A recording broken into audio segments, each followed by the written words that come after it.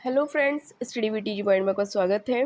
आज हम फिर से आपके सामने हिंदी व्याकरण के प्रीवियस ईयर क्वेश्चंस का एक सेट नंबर 4 लेकर आए हैं। इससे पहले हालांकि हम 3 सेट्स कर चुके हैं और उससे पहले भी अलग अलग टॉपिक्स पर हिंदी की बहुत सारी वीडियोस को बना चुके हैं। अगर आपने अभी तक चेकआउट नहीं किया है तो आप प्लीज़ चेक कर लीजिए। प्लेलिस्ट में हम वीडियो का लिंक डाल देंगे, आप वहाँ से सभी टॉपिक्स को भी क्लियर कर सकते हैं। और अब हम ये प्रैक्टिस सेट कर रहे हैं। हालांकि वो वीडियोस जितनी हमने प्रैक्टिस सेट फॉर्म में बनाई है उससे ज़्यादा डिस्क्रिप्टिव भी हो गई है। अब इन वीडियोस को हम प्रैक्टिस सेट फॉर्म में कर रहे हैं, जिसमें कि सभी टॉपिक्स को संज्ञा से लेकर चाहे वो हमारी रचनाएं हों, सभी टॉपिक्स को हमने इसमें मेंशन किया है और उन्हीं के रिलेटेड हम इसमें प्रैक्टिस सेट कर रहे हैं। आइए शुरुआत करते हैं आज के इन क्वेश्चंस की। अगर आप चैनल पर नए हैं तो प्लीज़ इस चैनल को सब्सक्राइब कर लीजिए और साथ साथ बेल आइकन को भी प्रेस कर लीजिए, ताकि नेक्स्ट जो भी वीडियोस आती हैं उसकी नोटिफिकेशन आपके पास टाइम टाइम बनी रहे, ताकि स्टार्टिंग से लेके सभी सब्जेक्ट्स की आपकी ओवरऑल प्रैक्टिस कंटिन्यू रहे। शुरुआत करते हैं आज के इन क्वेश्चंस की। फर्स्ट, काले मिर्च शब्द में कौन सा समास है? द्वंद्व समास, अव्ययभाव समास, कर्मधारय समास और बहुब्रीहि समास। अगर हम यह टॉपिक देखें तो द्वंद्व समास क्या होता है? द्वंद्व समास जिन समास में दो शब्दों के बीच में हमें योजक चिन्ह का लोप दिखाई देता है, वहाँ द्वंद्व समास होता है। अव्ययभाव समास क्या होता है? जहाँ का प्रथम पद जो होता है वो क्या होता है? प्रथम पद हमें एक उपसर्ग के रूप में दिखाई देता है। कर्मधारय समास, कर्मधारय जहाँ पर विशेषण और विशेष्य की प्रधानता होती है। बहुब्रीहि समास जहाँ किसी तीसरे शब्द की उत्पत्ति नजर आती है। तो यहाँ काली मिर्च, मिर्च की विशेषता क्या है? काली होना। तो यानी कि विशेषण और विशेष्य का भाव हमें नजर आ रहा है, तो क्या हो जाएगा यहाँ पर? ये हो जाएगा हमारा कर्मधारय समास। नेक्स्ट, क्वेश्चन नंबर 2, निम्नलिखित में से कौन सा शब्द देशज है? देशज शब्द जिनकी उत्पत्ति किसी अन्य भाषा से ना होकर किसी एक विशेष देश से में ही हुई है, जैसे धरती, पुस्तक, पेड़ या आग। अगर आग देखें हम, आग तद्भव शब्द है, पुस्तक, धरती।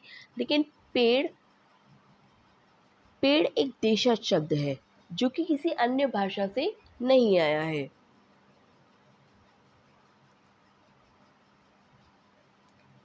जिसे बुलाया न गया हो वाक्य के लिए प्रयुक्त होने वाला शब्द क्या है? जिसे बुलाया न गया हो, अतिथि। अतिथि की अगर हम बात करते हैं तो जिसके आने की तिथि ना हो उसे अतिथि कहते हैं। अभ्यागत और रिश्तेदार नहीं होगा, जबकि हमारा यहाँ आंसर जो हो जाएगा ये हो जाएगा अनाहूत। अनाहूत जिसे बुलाया न गया हो। नेक्स्ट, क्वेश्चन नंबर 4, रथ चालक का सामसिक विग्रह क्या होगा? रथ चालक चलने वाला रथ, रथ को चलने वाला, रथ को चलाने वाला, या जो रथ जो चलता हो।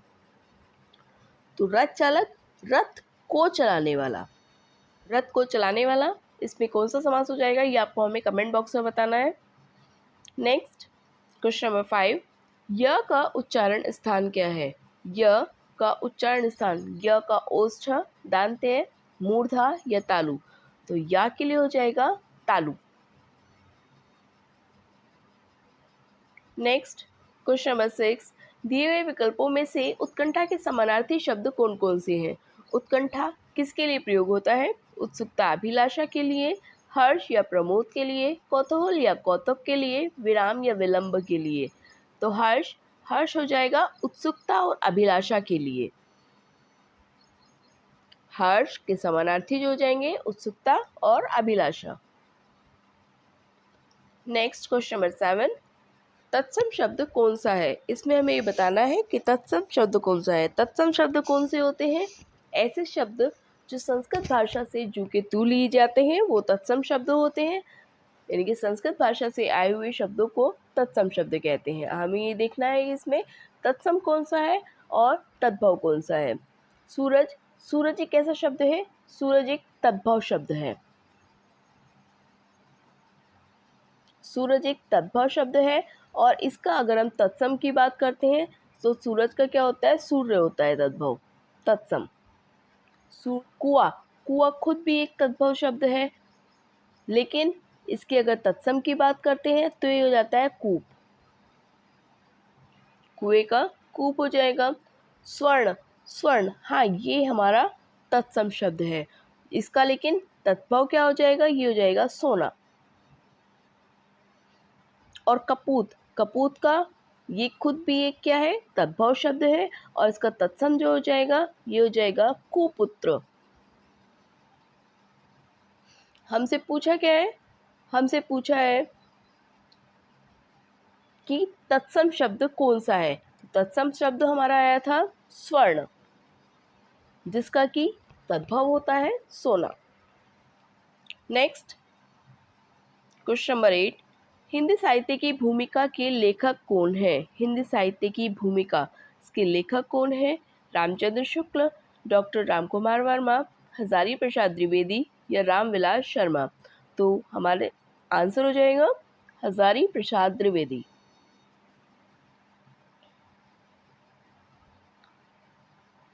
नेक्स्ट क्वेश्चन नंबर 9, मुदित मनोहर मानस रेखा वाक्य में अलंकार कौन सा है।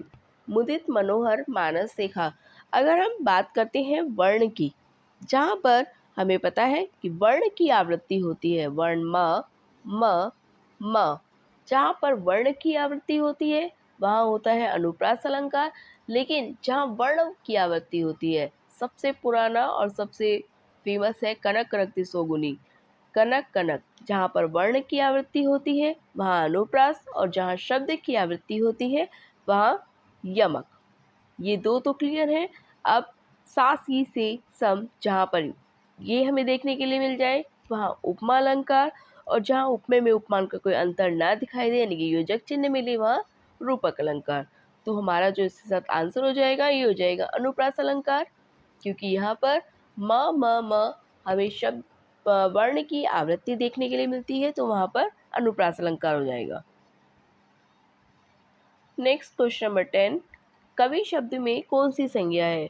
कवि शब्द में व्यक्तिवाचक संज्ञा, जातिवाचक संज्ञा, द्रव्यवाचक संज्ञा या भाववाचक संज्ञा। तो कवि शब्द में कौन सी हो जाएगी, कवि में जातिवाचक संज्ञा। व्यक्तिवाचक संज्ञा क्या होती है, जहाँ पर किसी विशेष व्यक्ति, किसी वस्तु, स्थान या विशेष व्यक्ति के बारे में बात की जाती है वहाँ पर व्यक्तिवाचक संज्ञा होती है। जहाँ किसी वस्तु, स्थान या व्यक्ति के विशेष जाति के बारे में बात होती है वहाँ पर जातिवाचक संज्ञा होती है।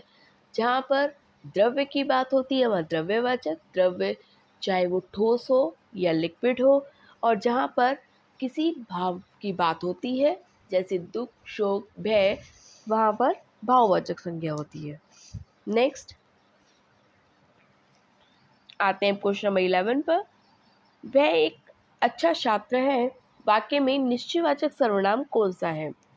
वह एक अच्छा छात्र है, इस वाक्य में निश्चयवाचक सर्वनाम हमें बताना है, तो इसके लिए हो जाएगा वह।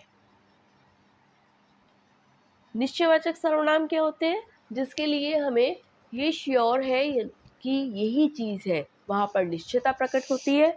और अनिश्चयवाचक जिसके लिए हम श्योर नहीं होते हैं। नेक्स्ट, अंतरिक्ष शब्द किस वाक्य के लिए प्रयुक्त होता है। अंतरिक्ष शब्द के लिए कौन सा एक वाक्य है जो सही है, जो आकाश में विचरण करता हो, ग्रहों का समूह, धरती और आकाश के बीच का स्थान या देवों का निवास स्थल।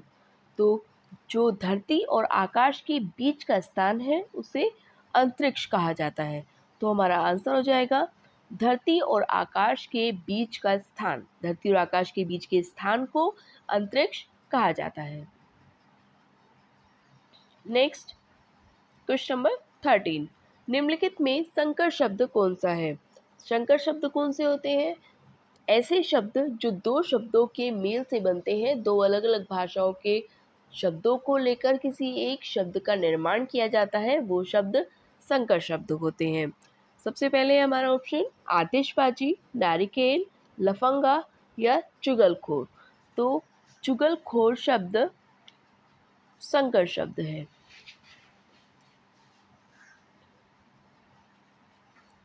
नेक्स्ट क्वेश्चन नंबर 14, रसाल शब्द का अर्थ क्या है। रसाल आम, केला, पक्षी या चमक। तो रसाल शब्द आम के लिए प्रयोग किया जाता है। रसाल शब्द का प्रयोग आम के लिए किया जाता है। Next question number 15,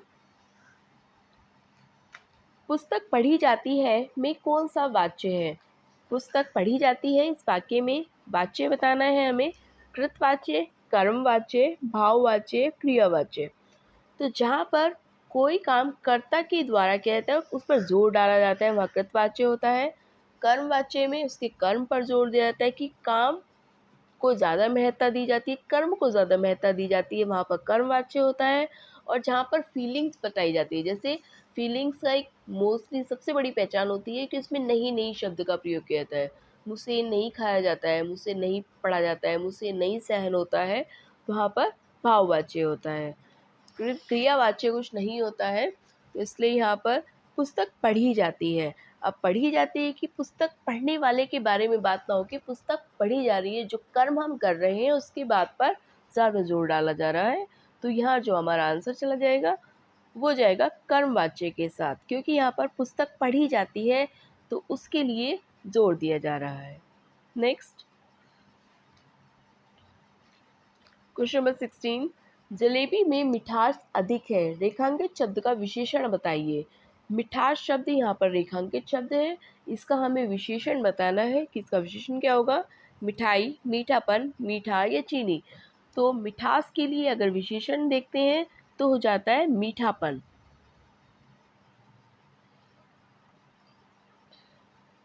next question number 17, कोई और कुछ का प्रयोग इनमें से किस सर्वनाम में किया जाता है?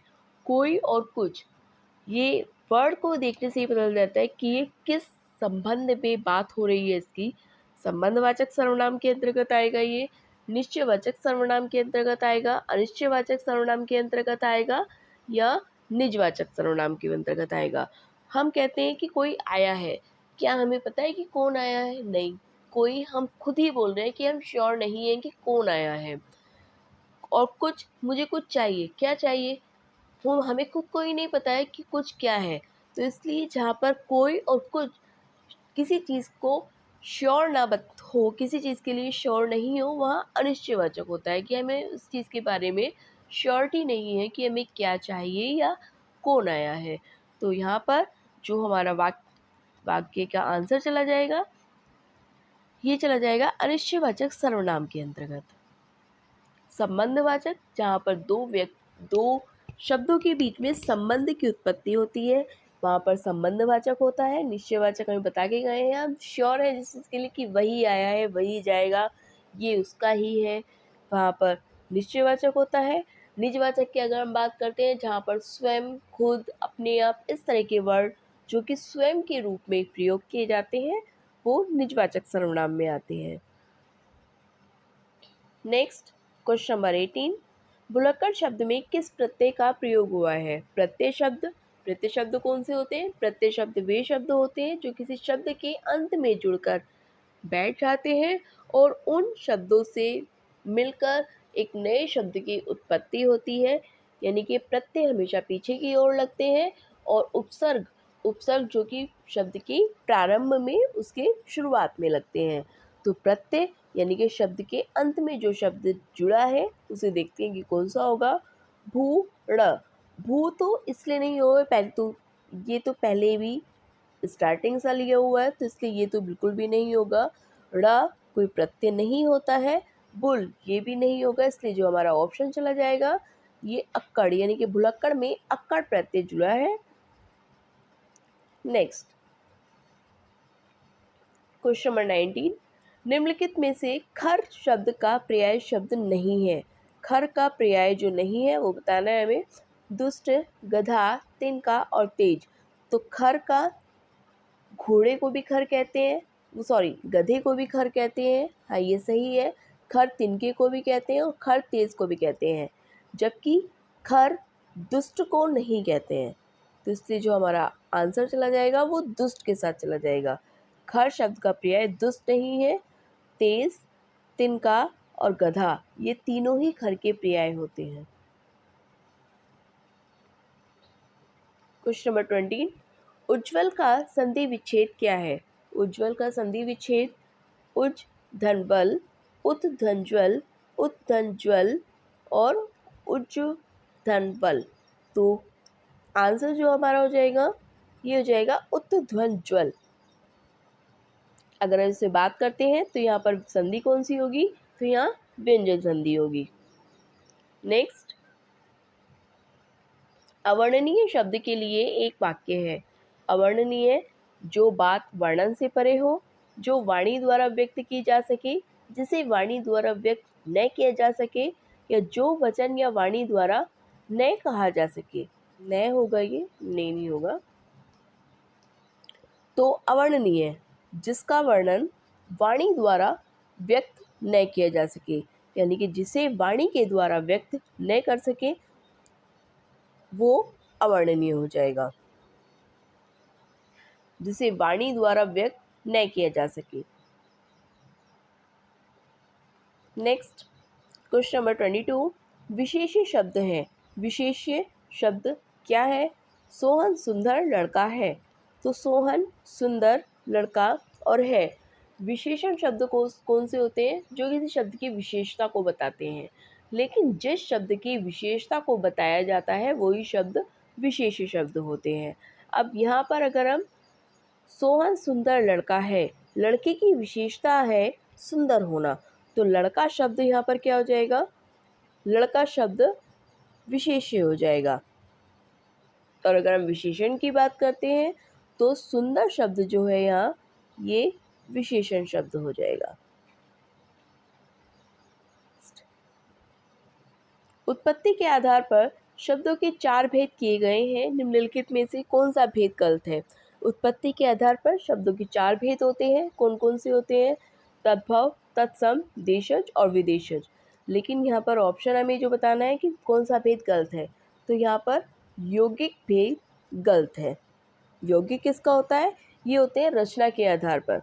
रचना के आधार पर इनका वर्गीकरण किया जाता है। ये 3 प्रकार के होते हैं, रूढ़, यौगिक और योग रूढ़। जबकि उत्पत्ति के आधार पर शब्दों के भेद होते हैं 4 प्रकार के, तद्भव शब्द, तत्सम शब्द, देशज शब्द और विदेशज। नेक्स्ट, क्वेश्चन नंबर 24, पशु चर रहे हैं रेखांकित पद है। पशु चल रहे हैं, इसमें रेखांकित शब्द हमें बताना है कि क्या है? व्यक्तिवाचक संज्ञा, जातिवाचक संज्ञा, भाववाचक संज्ञा या द्रव्यवाचक संज्ञा। तो पशु जातिवाचक संज्ञा के अंतर्गत आते हैं। जातिवाचक, जहाँ पर किसी विशेष व्यक्ति, स्थान, इन सब की जाति के बारे में, विशेष जाति का बोध कराते हैं। किसी पर्टिकुलर चीज़ के बारे में हमें नहीं, बल्कि उसकी संपूर्ण जाति का हमें पता चलता है, वहाँ जातिवाचक संज्ञा होती है। नेक्स्ट, क्वेश्चन नंबर 25, यथाशक्ति शब्द में कौन सा समास है? यथाशक्ति शब्द, इसमें हमें समास बताना है। बहुव्रीहि समास, कर्मधारय समास, अव्ययभाव समास या तत्पुरुष समास। तो यथाशक्ति, जहाँ पर हमें जो प्रथम पद होता है वो हमें कैसा नजर आए? उपसर्ग वाला। तो यहाँ पर यथा शब्द जो है, इसमें ये यथा शब्द क्या है? उपसर्ग की उत्पत्ति होती है इससे, तो इसलिए ये हमारा आंसर चला जाएगा अव्ययभाव समास के साथ।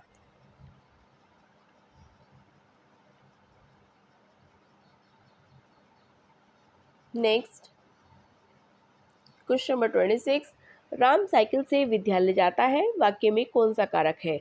राम साइकिल से विद्यालय जाता है, इसके लिए कर्म कारक, संबंध कारक, संप्रदान कारक और करण कारक। अगर हम ऑप्शंस देखते हैं, कर्म के लिए हम को शब्द को देखते हैं, कर्ता ने कर्म को। संबंध के लिए का की के, रारी रे, का की के शब्द देखते हैं। संप्रदान के लिए दान या के लिए की बात होती है, जबकि कर्ण कारक से और कर्ण वहाँ होता है जहाँ हम उस चीज़ को साधन के रूप में इस्तेमाल कर रहे हैं। तो साधन के लिए इस्तेमाल होने के लिए राम साइकिल से विद्यालय जाता है। राम साइकिल को प्रयोग कर रहा है एक साधन के रूप में, जहाँ साइकिल साधन के रूप में प्रयोग किया जाता है, से का यूज़ जो होता है वो साधन के रूप में होता है, वहाँ पर कर्ण कारक हो जाता है। तो हमारा आंसर हो जाएगा कर्ण कारक के साथ। नेक्स्ट क्वेश्चन नंबर 27, इनमें से कौन सा शब्द तत्सम शब्द नहीं है? तत्सम शब्द हमें बताना है कौन सा नहीं है, यानी कि बाकी के 3 कौन से होंगे? तद्भव शब्द होंगे। अग्नि, घट, घोटक और मोती।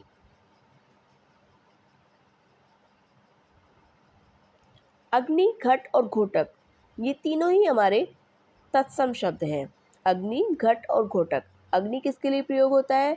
ये आग के लिए प्रयोग होता है। घट, घट घड़े के लिए यूज होता है। घोटक, घोटक किसको? अश्व यानी कि घोड़े के लिए यूज होता है। मोती, मोती जबकि हमारा एक कैसा शब्द है? तद्भव शब्द है, और इसका जो तत्सम हो जाएगा ये हो जाएगा मौक्तिक। मोती का तद्भव शब्द, तत्सम शब्द मौक्तिक हो जाएगा। जबकि हमारा क्वेश्चन पूछा है कि कौन सा एक तत्सम शब्द नहीं है, तो मोती ही एक ऐसा शब्द है जो कि तद्भव शब्द है और इसका तत्सम हो जाएगा मौक्तिक। नेक्स्ट क्वेश्चन नंबर 28, वर्तनी की दृष्टि से इनमें अशुद्ध शब्द कौन सा है? वर्तनी की दृष्टि से अशुद्ध शब्द यानी, सूची और शुष्क। तो ये हमारा हो जाएगा यानी। कौन सा वाला यानी? ये इस वाले यानी का कोई मतलब नहीं होता है, ये अशुद्ध रूप में लिखा हुआ है, तो हमारा आंसर हो जाएगा बी के साथ। नेक्स्ट क्वेश्चन नंबर 29, अंतस्था व्यंजन कौन कौन से होते हैं? अंतस्था व्यंजन जिनकी संख्या कितनी होती है? इनकी संख्या होती है 4। अंतस्था व्यंजन इनकी संख्या होती है 4। कौन कौन से होते हैं? श, ख, स, ह, य, र, ल, व, क, च, ट, त, श, त्र, य और श्र। तो अंतस्था व्यंजन होते हैं हमारे य, र, ल और व। य, र, ल और व।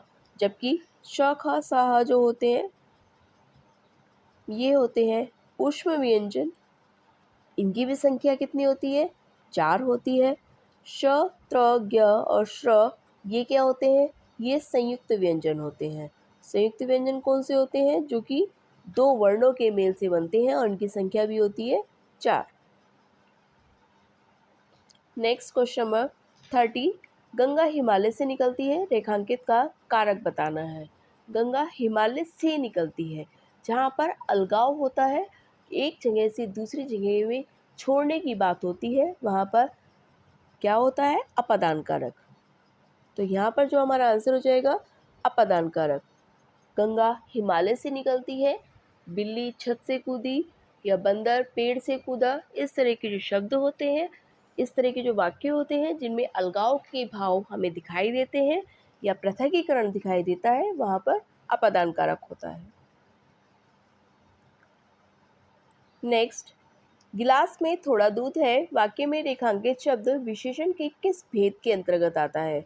थोड़ा, थोड़ा शब्द के लिए हमें बताना है कि किसके अंतर्गत आएगा? परिमाणवाचक, संख्यावाचक, संकेतवाचक या गुणवाचक। तो थोड़ा शब्द किसके लिए प्रयोग होता है? ये होगा परिमाणवाचक के लिए, परिमाणवाचक विशेषण के लिए।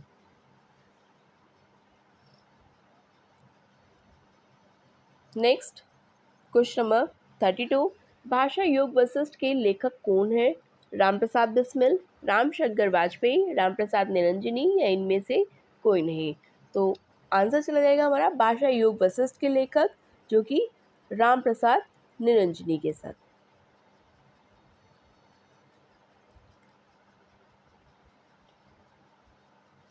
ये थे हमारे आज तक के क्वेश्चंस। आशा आपको पसंद आए होंगे। अगर आप चैनल पर नए हैं तो प्लीज़ इस चैनल को सब्सक्राइब कर लीजिए और साथ साथ बेल आइकन को भी प्रेस कर लीजिए ताकि नेक्स्ट जो भी वीडियोस अब इस तरह की आती हैं हम सेट ही करेंगे और ओवरऑल उसमें टॉपिक्स को समाहित करने की पूरी कोशिश करेंगे। हाँ, इतना ज़रूर है कि नंबर ऑफ़ क्वेश्चंस कम होने के लिए सभी टॉपिक्स तो इंक्लूड नहीं हो सकते हैं, लेकिन आज ये टॉपिक लिया है तो कल कोई और टॉपिक उसमें इंक्लूड कर दिया जाएगा। अगर आप चैनल पर नए हैं तो प्लीज़ प्लीज़ प्लीज़ चैनल को ज़रूर सब्सक्राइब कर लीजिए और साथ साथ बेल आइकन को भी प्रेस कर लीजिए ताकि नेक्स्ट वीडियोस आपको टाइम टू टाइम मिलती रहे। मिलते हैं नेक्स्ट वीडियो में, तब तक के लिए थैंक यू।